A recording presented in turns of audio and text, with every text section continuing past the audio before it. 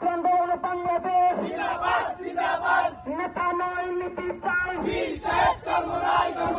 মুক্তির মূল মন্ত্র ইসলামী বাংলায় শুনতে পাই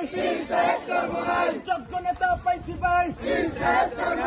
আহলান সাহলান মাহে